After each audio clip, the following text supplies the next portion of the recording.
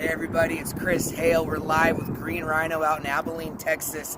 You know, it's the beginning of March, and what happens in springtime? It's cleaning time. So we're actually out here asking people to bring us their toughest challenges. We've gone through junkyards, we've gone through homes, we've gone through businesses, restaurants, even factories. But this boat, no joke, is actually one of the toughest things I've seen. The homeowner told me about a year and a half, 2 years ago, they spent 4 days working on it and couldn't get this oxidation off.